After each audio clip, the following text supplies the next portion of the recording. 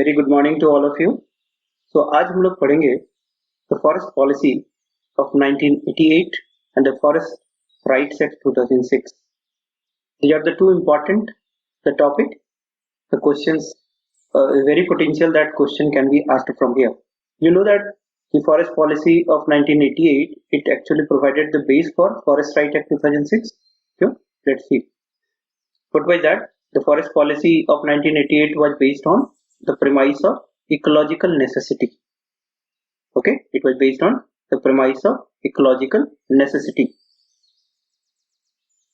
जितने भी previous policy measures थे, that was based on what? Economical importance. मतलब use करना है, exploitation करना है for maximization of profit, for generating the profits.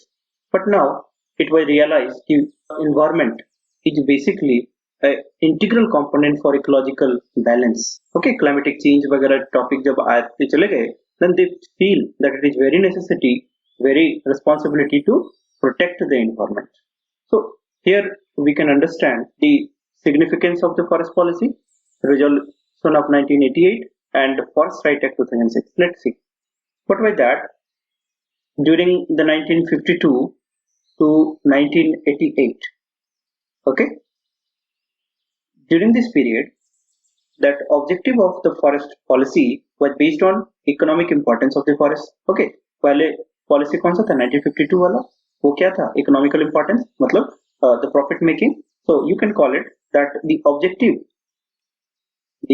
objective was based on what? Economical importance. It was based on economical importance of the forest. But now, due to this, you can call it unregulated utilization and exploitation of the forest leads to certain problems. So in 1988, the forest policy of 1988 deviated from this stand of economical importance, and it was emphasized that it should be and forest should be treated as an ecological necessity. But by that, but the forest policy of 1988, okay, it what? Deviated from earlier stand and treated the forest as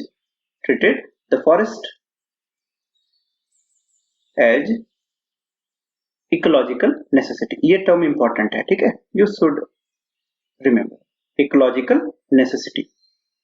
Okay? Because worldwide बहुत सारे movements भी चले like sustainable development, millennium development goal, sustainable development goal. So all those emphasize कि हमें environment को बचाना है. We should take care about the thing. Otherwise, climatic change may lead to the destruction of the entire planet. So the greater emphasis was given on ecological necessity. Okay. Economic development के लिए हमें जो resource utilization करना है, but it should be judicious. It should not be at the cost of loss of the environment. It should not be at the cost of loss of biodiversity, the forest, let's say flora, fauna. So we should be responsible, we should be careful. Now let's move further. कि ये forest policy 1988 में और क्या-क्या points थे? The first point was ecological necessity. Then the forest as a source of good for local people. What by that? It was recognized that forest, what? It as a source of goods for local people, and these goods are called non-timber forest produce. ठीक है? जो goods are called what? Non-timber forest produce. ठीक है? So objective क्या था? The forest जो dwellers थे उनके traditional rights थे. So this policy also acknowledged that. Now third one, the policy also sets the target that we should increase the forest cover to 33%. Third point क्या था? Increase the forest cover, ठीक है? Forest cover up to 33%. ठीक है? So in this direction, the government of Jharkhand, in the Jharkhand, what is the percentage of forest cover? It is 29.62%. Okay, so we are moving in this direction. Now, the fourth component, the policy emphasized, is that this policy paved the way for the implementation of joint forest management. Okay, joint forest management. So the policy paved the way for what? Joint forest management. Joint forest management है क्या basically? That the emphasis on community participation. That is emphasis on, ठीक है? Emphasis on what? The community participation. Community participation. ठीक है? What was the community participation? Community participation का मतलब क्या होता है? Community participation का मतलब कि we should follow the stakeholder approach. What? Stakeholder approach. ठीक है? That the forest dwellers जो already from the time immemorial forest पे रहते हैं, they have a very symbiotic relationship with the forest. They know many things which are very unique about the forest. So they are basically live in symbiosis with the forest. Forest के साथ ही रहते हैं. So who is the best? The protection conservator.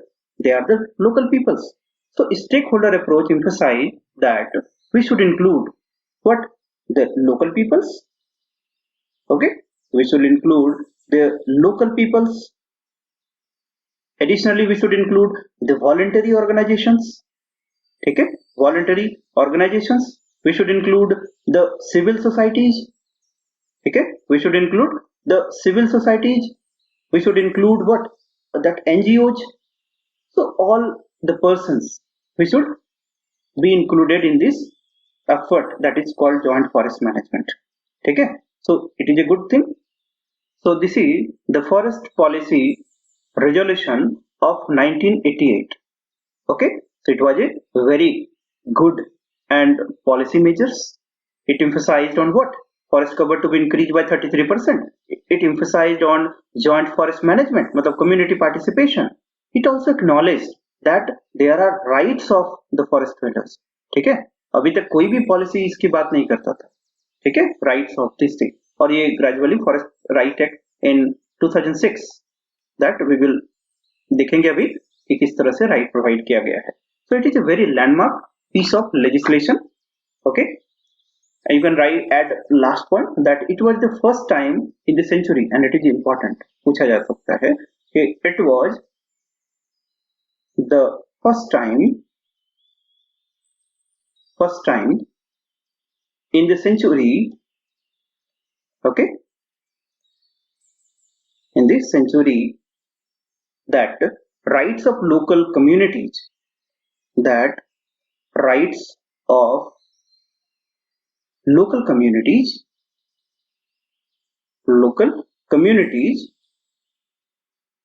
what it was specified. ठीक है, so probably question can be asked in a tricky manner that which forest policy actually acknowledges the rights of the forest dwellers or the local communities. It was the forest policy, that is 1988. Now on the backdrop of this forest policy, the government of India has enacted a law, that is Forest Rights Act 2006. ठीक है, so Forest Rights Act 2006, इसका पूरा नाम क्या था? It was the Scheduled Tribes. ठीक है, this act, the act is known as Scheduled Tribes and other forest dwellers,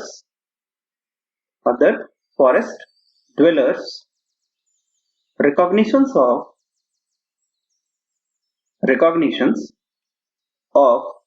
Forest Rights Act 2006. So you should know the exact name of the piece of legislation. It is commonly known by the Forest Rights Act 2006. So the Forest Rights Act 2006, it basically admitted that, okay,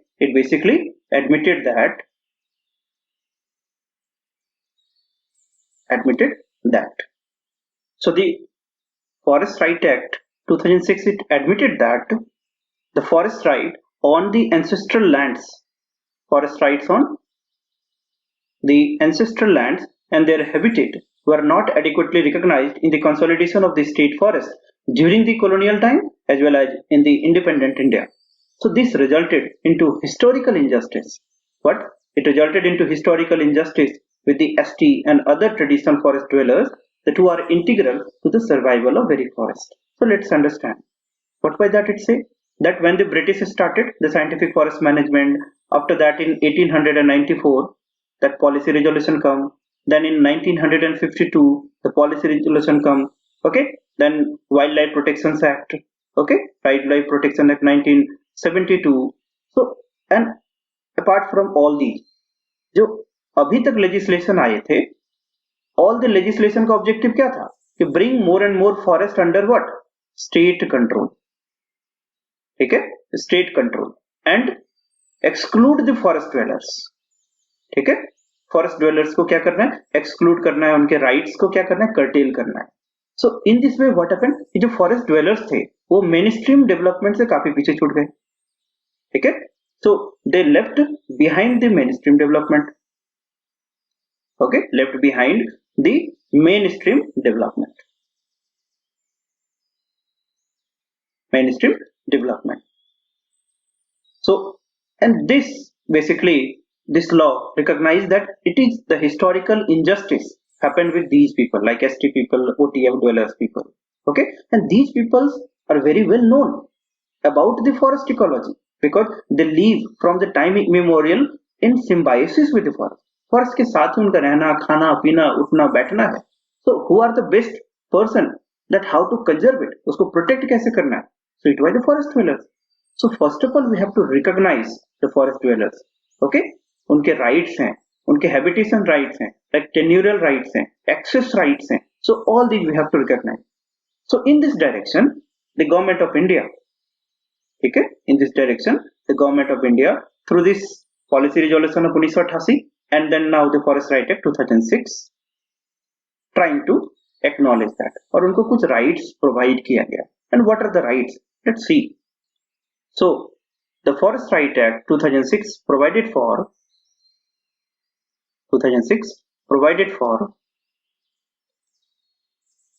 क्या क्या provide करता है? Number one, the tenurial security and access right. So it was the tenurial security and access rights. It provided for ownership rights, okay, community rights, right of settlement and conversion of the forest village into revenue village. It is an important topic.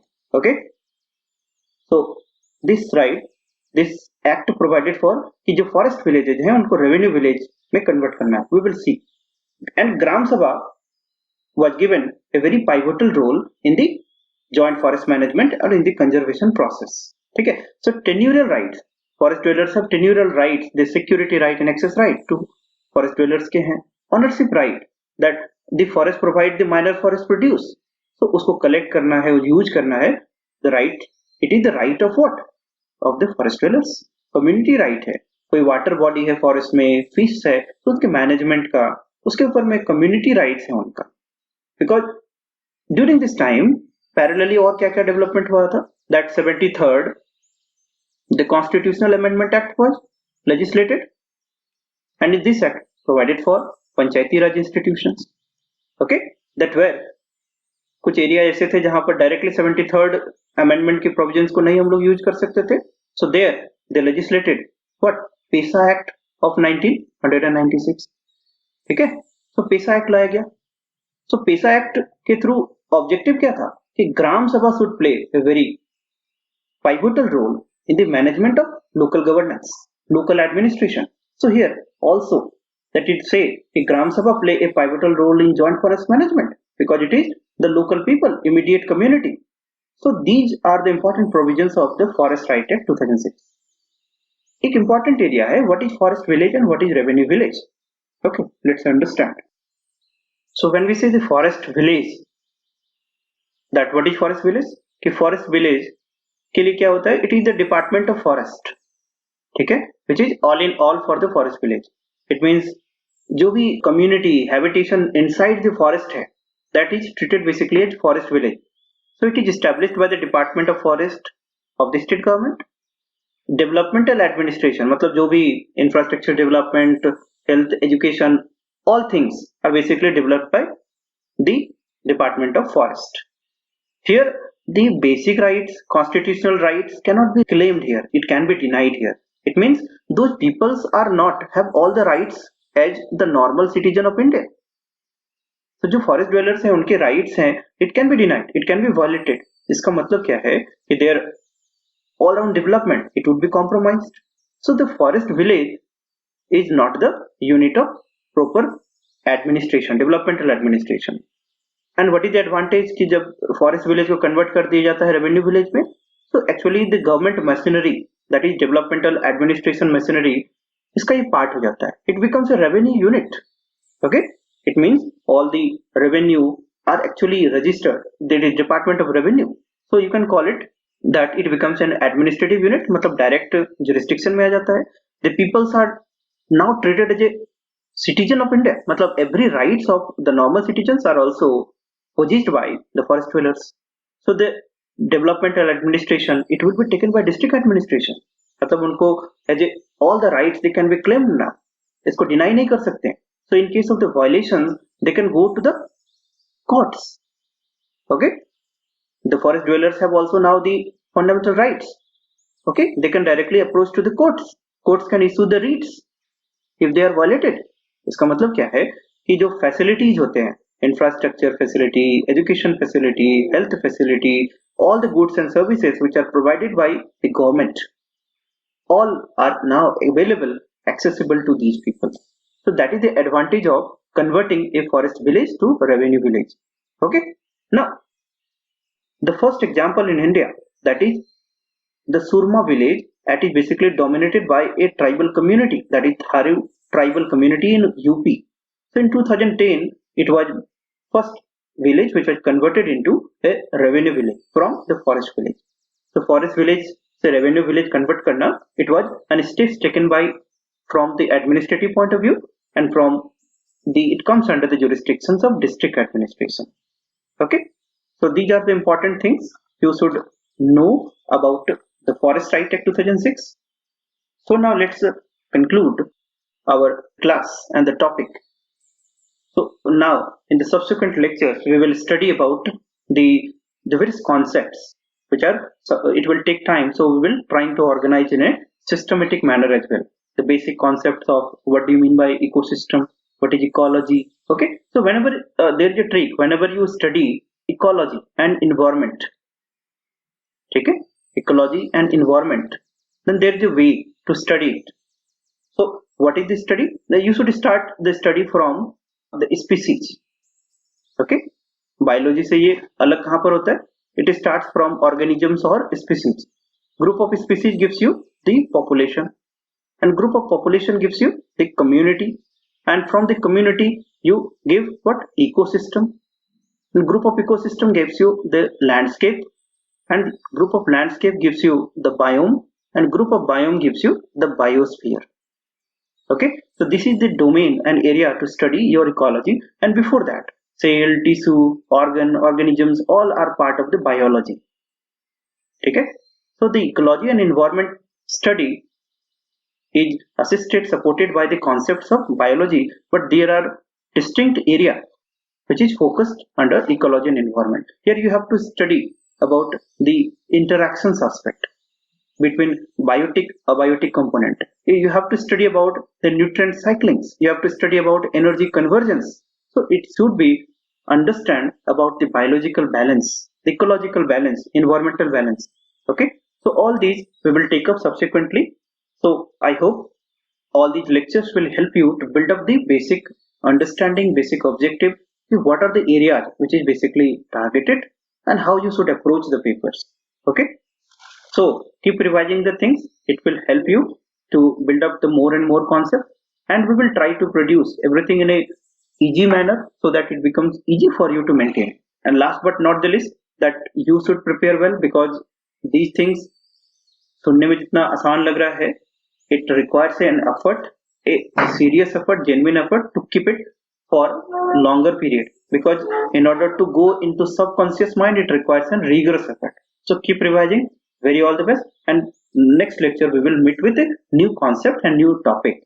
So thank you, good luck, have a good day.